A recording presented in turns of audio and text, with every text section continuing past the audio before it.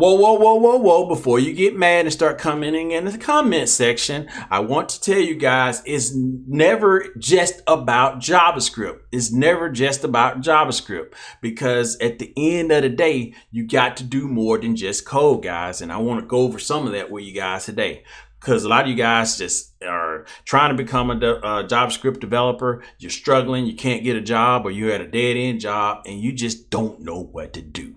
That's what we're going to cover in this video. And I'm going to give you guys reasons that you are struggling in your pursuit to JavaScript, and give you a strategy that's going to work for you guys. And we got 3 things that we're going to cover today. Let me explain. Number 1, guys, it's more than just JavaScript. This is why I titled the video, Never Become Just a JavaScript Developer. Because at the end of the day, if you're just thinking code monkey, that's good and dandy at the beginning, where you're trying to understand the fundamentals and actually learn how to code. But it becomes a point where you got the fundamentals, you know the toolkit, you know JavaScript, the main libraries, and you got to actually move the needle. You actually got to solve problems. And just thinking about code, being a code monkey is not going to move the needle, especially over time. It'll get you there at the beginning. I would even suggest that the first week or so, just think about the code as you learn all that stuff during training. But once you get beyond that point to where you know the fundamentals, you have to step back and look at problem solving as a whole. Because again, from a technical perspective, it only gets you so far. You got stuff like ChatGPT and things like that that will know how to do the technical side way better than a human can ever do. That's why I don't want you competing against stuff like that. Humans are better at exception handling than computers any day. Again, let me clear that up. Computers are good at doing the same thing over and over and over again, coding over and over and over again. Yes, AI can do that all day. Finding patterns, do that repetition, finding information stuff. We could never compete with computers on that. But what we have the advantage on is exception handling, finding out what's the difference in the actual patterns and things like that. Trying to identify issues before it even become an issue. You can't do that code monkey. You got to step back and do more than just code. That's what I'm talking about, guys. As a JavaScript developer, you got to do more than just the front end and things like that. But we talk about that in our 7-step guide and step number 1, so that you can make sure that you put yourself in a position to be more than just a coding monkey, guys. And again, not to say coding is irrelevant. Don't go to that extreme.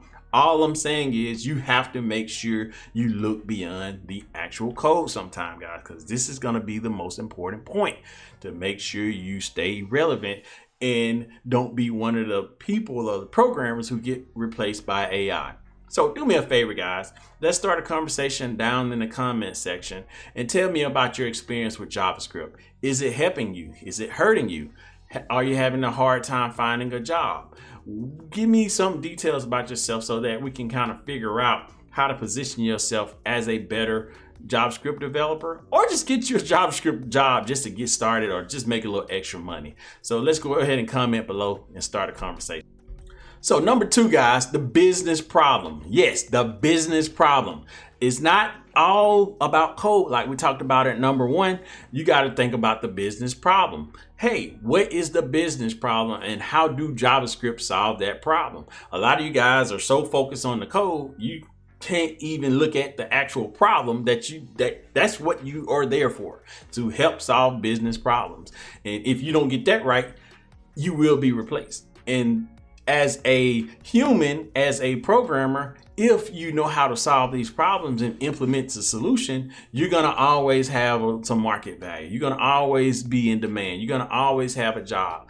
People are going to fight over you tooth and nails to actually come in to help solve these problems. With the combination of the technology, ChatGPT, AI, all these development tools, JavaScript, you're going to be able to help solve these business problems. You're going to be already a part of the solution.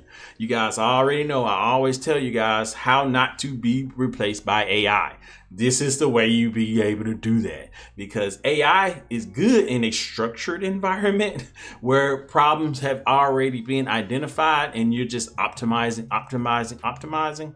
Programming is good at that, or I'll call her back right there. But anyways, programmers are good at exception handling, being able to identify issues and actually going from there. But as a computer, it's going to be tough to be able to identify stuff that's not in a structured environment. That's what you are there for, guys. So going back to my original point, I can't cover problem solving or business problems in detail here.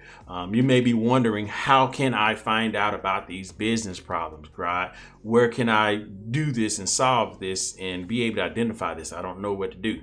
Well, we talk about this step number 2 in our 7-step guide, guys. Links are below for that 7-step guide. It's going to help you identify those business problems and be able to create projects or develop projects that's going to help with that particular solution. And if you already signed up for a 7-step guide, links are below to that 30-day developer course that's going to help you guys really get beyond just the standard training problems and then start to work on solution-based problems as well, guys. So go ahead, links below for both of those in the description box. Number 3, guys, when it comes to JavaScript, is as a JavaScript developer, sometimes you tend to be alone by yourself, and you got to be able to work as a team with your actual coworkers and with the actual business staff as well, guys, because you just don't want to become a JavaScript developer that's sitting in a corner and not being able to work with people. It's just not going to work. Not at this point on. You know, for many years, you was able to sit in a corner and just code without anybody interfering with you or anything. Not to say that don't exist in some of the bigger organizations, but it's becoming less and less prevalent. You got to interact with people, with team members. You got to go through a lot of the SDLC, which will require you to reach out to other people, other staff, and things like that. You're just not going to be able to sit in a corner and just be a JavaScript developer alone without interacting with other people. It's just not going to work. And a lot of you guys may think, hey, the reason I can't become a JavaScript developer is you just don't nail it in the interview. Just you can't communicate with people. And I'm not actually asking you to be a professional communicator. Be good at it. I just don't need you to suck. And that's what hurts you guys as a developer, not working with people, the communication skills. And if you just get that up just a little bit to average, just okay, your career would flourish as a developer with projects, with technical stuff as well. You know, because people tend to like to work with you and want to help you out. And they share stuff with you if they at least okay working with you. And you guys gotta be, as a developer, you got to know how to work with people. Again, I'm not asking for you to be great at working with people. I'm just asking you not to suck, not to be awkward. Just go in, do what you need to do to solve the problem, ask the right questions, work with people, have good intentions, and everything will work out.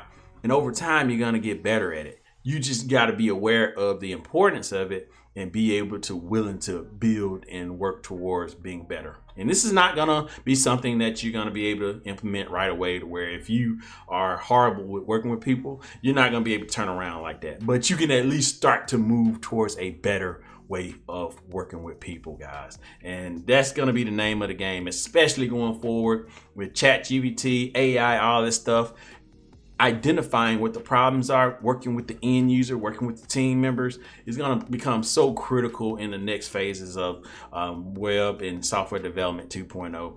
Just don't get left behind, guys. And it's hard to get left behind if you're a part of the solution, like we were talking about in the other steps, guys. So I can't cover all this in detail, guys, but what I will do is put links to the 7-step guide below so that you can find out more solutions, how to become a better developer, so that you can get the truth, so that you just not becoming a JavaScript developer, you're going to be a solution-based JavaScript developer.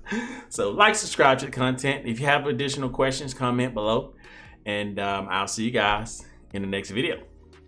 Peace.